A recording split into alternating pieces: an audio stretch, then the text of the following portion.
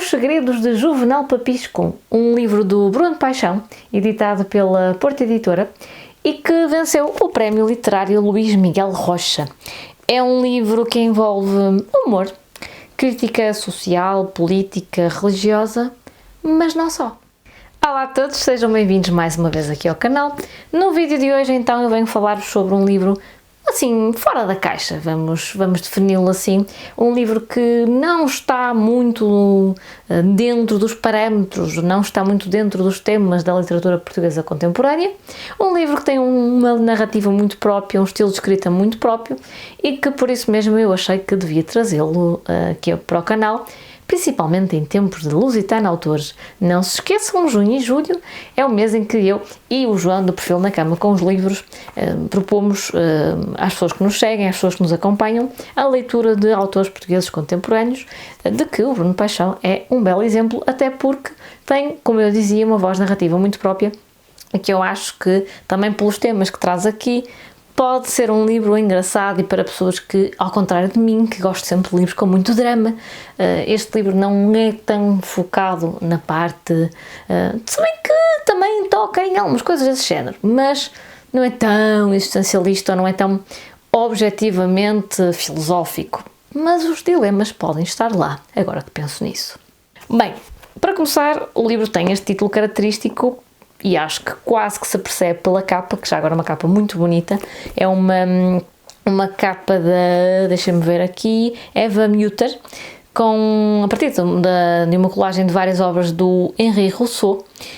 e digo-vos já que o Juvenal Papisco, que é um padre, como eu dizia, algo que se percebe pela capa, o Juvenal Papisco é uma personagem e tanto. Se esta pessoa existisse de facto,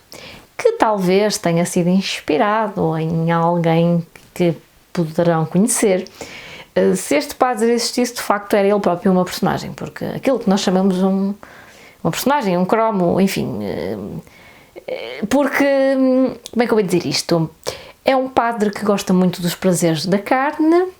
que dá um pezinho no contrabando e noutras coisas que tais. A vocação para o sacerdócio talvez não seja assim muita. Há aqui uma passagem em que ele explica quando é que sentiu essa vocação, esse chamamento do Senhor, não é? Mas a verdade é que se calhar ele não é muito ortodoxo, não é? E foi colocado em Orão, uma terra que não existe,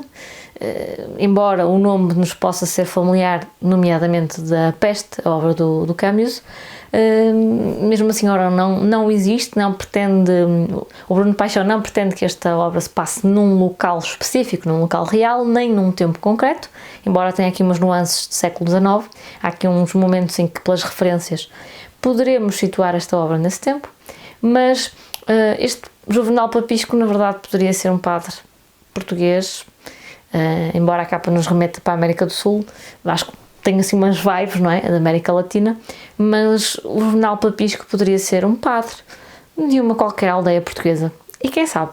se não será mesmo. Enfim, o padre Juvenal Papisco é a nossa personagem principal, mas na verdade este é um livro com muitas personagens, até foi uma observação que eu fiz ao Bruno Paixão quando o recebemos na comunidade de leitores da Meia, e todas elas têm nome, todas elas têm um nome bastante característico, um nome muito rico. Temos desde a Xepa Alma, o Ismael Macho, além do próprio Juvenal Papisco, enfim, temos nomes que não lembram a ninguém, quase nem sei dizê-los, de tão castiços que são, e todas as personagens têm então nome, sejam mais ou menos relevantes para a história, porque o facto do título se centrar no Juvenal Papisco parece que a história é muito concentrada no padre, mas não é só sobre o padre. E é toda uma comunidade, não é? Um meio onde toda a gente se conhece, e é preciso também prestar atenção às outras pessoas da aldeia. E como eu dizia, há aqui o prazer da carne, há aqui as questões do contrabando, há aqui a influência de várias figuras dentro de uma comunidade que podem ter mais ou menos poder e como é que o poder sobe à cabeça, não só o padre, mas também o juiz, o médico, o alcaide, enfim, o coronel, várias pessoas que pelo poder que a sua função representa, ou supostamente representa, deixam-se levar por esse poder ou suposto poder. Portanto, é um livro que acaba por criticar vários comportamentos ou falta deles, interesses, enfim. E mais do que ter a crítica social, que poderia estar de uma forma muito séria, muito sisuda, muito cinzenta, tem isto tudo com um grande sentido de humor, não sendo um romance picaresco, porque não detém as características técnicas para ser considerado um romance picaresco, tem aqui um certo sarcasmo que lhe dá ali uns laivos de romance picaresco. Também não é um thriller, não é um policial, não é nada disso, embora tenha aqui uma morte por resolver, tem aqui um mistério para resolver, porque há um homem que morre e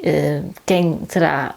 matado esse homem? O que é que se passou aqui? Como é que aconteceu esta morte? Parte do livro também gira em torno disso e de como é que a comunidade se move para resolver o caso ou não. E ainda há uma particularidade muito interessante, que é a questão da Trama, que é um jornal clandestino que é escrito de uma forma também muito caricata, que eu pensei que era uma invenção do autor, e depois, conversando com outras pessoas mais velhas, entendi que era uma marosca que se fazia há muito tempo, uma brincadeira de criança até. É química pura, mas enfim, não, confesso que não conhecia e achei curioso que o jornal fosse produzido dessa forma. E um outro pormenor interessante do livro é que os capítulos têm todos, eu nem vou dizer qual é o tema, mas têm todos nomes, e são muitos capítulos, são 50. Todos eles têm um título que depois vão encontrar ao longo do texto daquele capítulo e estão ligados entre si. Pronto, agora qual terá sido o objetivo do autor? Eu já sei, porque nós perguntámos-lhe na meia, mas vocês só vão descobrir quando lerem o livro. Sim, porque eu acho que, não sendo propriamente um livro sobre a condição da mulher, que é, por exemplo, uma coisa que eu aprecio bastante, não é um livro sobre o racismo, se bem que pode ter aqui os seus quês de xenofobia. Agora, penso nisso, e realmente este livro tem muitos temas. Não é um romance, embora eu também não gosto de romances românticos, mas não é um romance assim nesse grande sentido. É um livro que tem um lado político muito forte, um lado de crítica, não é? Cerrada, evidente, mas que, como oscila entre frases muito cómicas, quase umas lições de moral, e uma outra mais profunda, quase poética, o leitor passa aqui por um misto de sensações com este livro, que eu acho que é uma experiência interessante e vale pela originalidade, que poderia não ser tão original quanto isso num outro país, na América do Sul, por exemplo, mas que eu acho que em Portugal acaba por ser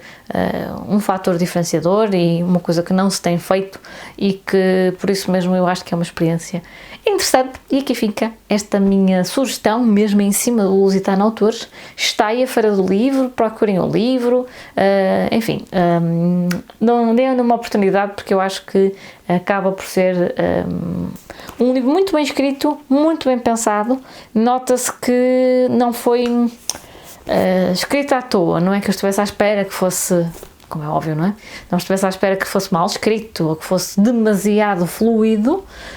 que não o é, mas também não é de difícil leitura. Há aqui um momento ou outro em que nos habituamos à prosa do Bruno Paixão e depois a coisa segue. O Bruno Paixão vem da área da comunicação, é até professor universitário na área, e acho que isso se nota porque escreve para ser entendido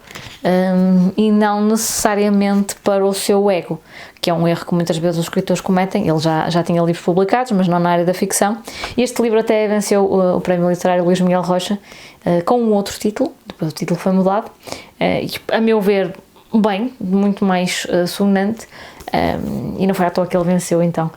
este prémio. E é isto, esta é a minha sugestão de hoje. Eu vejo-vos num próximo vídeo, quem sabe com mais autores portugueses, mas certeza que vão aparecer aqui mais agora nos meses de junho e julho, e até lá, portem-se bem e boas leituras. Adeus!